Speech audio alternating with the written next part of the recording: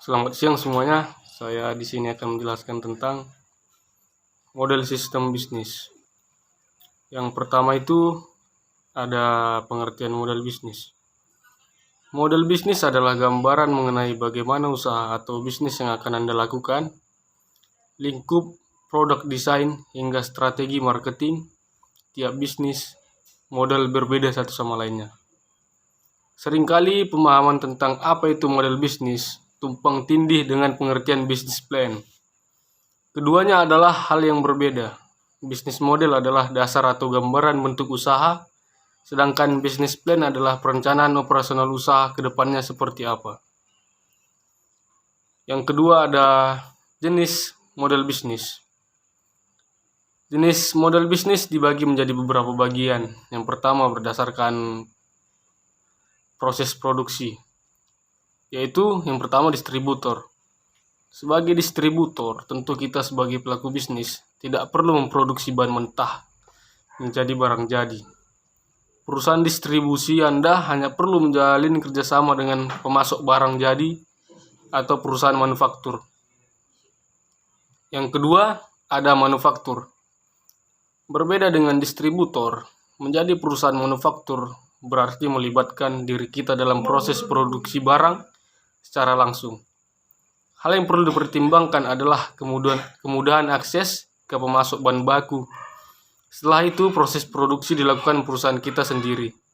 Akhirnya, barang jadi bisa Anda jual secara langsung maupun tidak langsung kepada konsumen. Yang ketiga ada franchise. Waralaba atau franchise adalah salah satu bisnis model yang populer. Sebagai pelaku, kita tidak perlu membuka bisnis dari awal, karena sistem kerja model yang satu ini adalah dengan menjalin kerjasama bersama perusahaan yang sudah memiliki brand terlebih dahulu. Yang kedua ada berdasarkan revenue source. Itu dibagi menjadi beberapa bagian. Yang pertama ada subscription. Bisnis model yang satu ini kerap kita temukan dalam aplikasi penyedia konten hiburan. Mereka mengenalkan biaya langganan yang dikeluarkan pengguna sebagai sumber pendapatan. Yang kedua ada free and premium business. Di samping model langganan, tidak jarang kita temukan aplikasi atau situs yang menawarkan produk mereka secara cuma-cuma hingga berbayar. Biasanya, perusahaan yang menerapkan model ini dalam usahanya akan membedakan penyediaan fitur secara basic dan premium dalam aplikasi yang dibuat. Yang ketiga ada hidden revenue. Jika kedua jenis tersebut sangat mengutamakan peran pelanggan, perusahaan dengan hidden revenue model bergantung pada pengiklan. Semakin ramai pengiklan yang masuk, semakin terisi pula pendapatan perusahaan. Yang ketiga ada berdasarkan fisik usaha. Itu dibagi menjadi beberapa bagian. Yang pertama ada brick and mortar atau toko fisik. Jika Anda berencana untuk membuka usaha dengan berjualan langsung dalam sebuah toko, maka model ini cocok untuk diterapkan, sehingga transaksi Anda atau penjual dan pembeli terjadi secara langsung. Yang kedua ada e-commerce. Seperti yang kita ketahui, model yang satu ini belakangan sangat digemari masyarakat. Sederhananya, model ini mengajak Anda sebagai penjual dan pelanggan bertransaksi melalui aplikasi berbasis internet.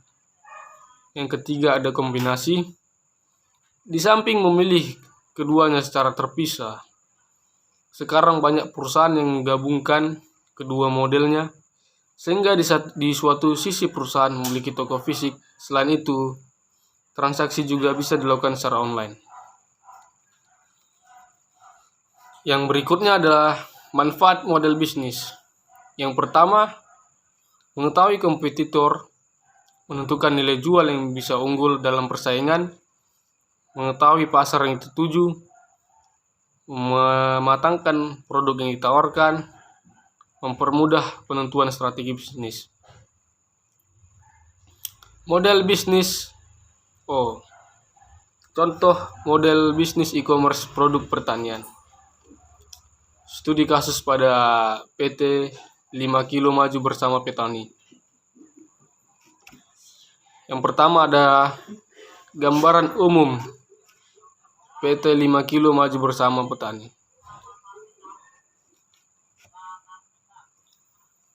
PT 5 Kilo Maju Bersama Petani adalah suatu perusahaan e-commerce produk pertanian yang ada di Indonesia. PT 5 Kilo Maju Bersama Petani terletak di Jalan Tibet Timur 4B nomor 15 Kecamatan Tibet, Jakarta Selatan. Brand dari perusahaan PT 5 Kilo Maju Bersama Petani adalah 5 Kilo dengan website 5 Kilo ID. PT 5 Kilo Maju Bersama Petani juga merupakan sebuah perusahaan pedagang perantara atau man in the middle, di mana perusahaan membantu petani dalam memasarkan produk hasil panen petani. Komoditas yang ditawarkan oleh 5 Kilo adalah komoditas dengan konsumsi yang besar di Indonesia, meliputi bawang merah, bawang putih, cabai merah, kentang, cabai rawit, cabai hijau, tomat, kentang dengan beras. Komoditas utama yang ditawarkan adalah bawang merah. Yang kedua ada customer segment.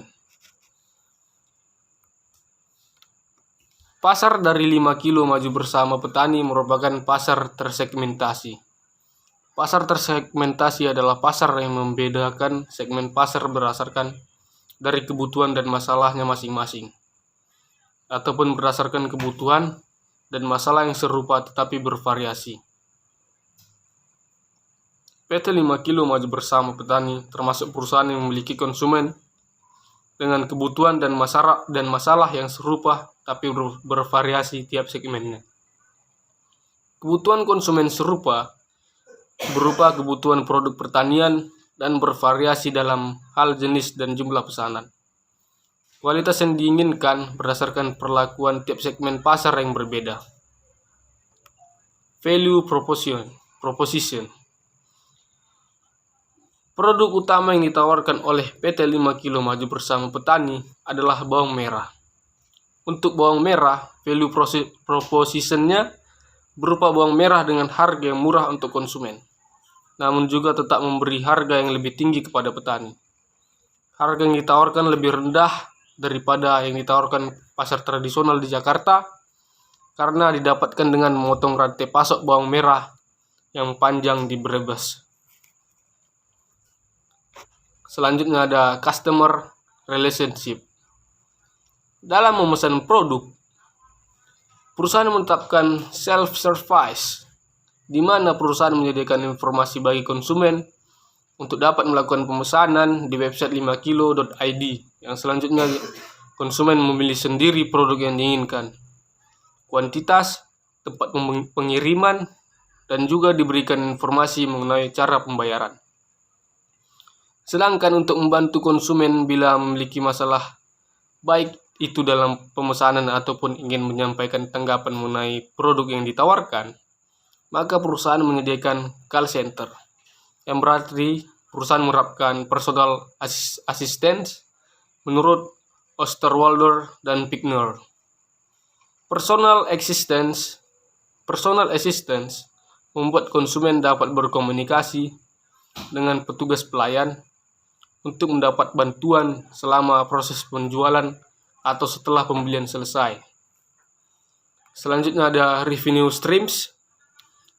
Revenue streams PT 5 Kilo Maju Bersama Petani didapatkan berdasarkan penjualan bawang merah yang kemudian penghasilan dibagi dengan petani binaan menggunakan sistem bagi hasil. Penjualan produk bawang merah, bawang putih, cabai merah keriting, cabai rawit, cabai hijau keriting, tomat, kentang, dan beras, dan pemberian dana investasi. Selanjutnya ada key resource. Yang pertama ada teknologi berupa penggunaan website 5kilo.id dan penggunaan Trello. Yang kedua, ada sumber daya manusia terdiri dari 23 orang staf yang berasal dari perekrutan terbuka dan memiliki kemampuan masing-masing berdasarkan yang berada di bidang. Apakah staf tersebut berada? Yang ketiga, fasilitas terdiri dari gedung, gudang, dan kantor perusahaan, laptop, sarana produksi pertanian, mesin sortasi untuk bawang merah. Yang keempat, ada finansial, di mana perusahaan mendapatkan investasi dan venture. Yang terakhir ada cost structure. Jenis cost structure 5 kilo adalah cost driven, di mana perusahaan meminimalisir pengeluaran agar dapat memberikan harga yang rendah bagi konsumen dalam menjalankan bisnisnya.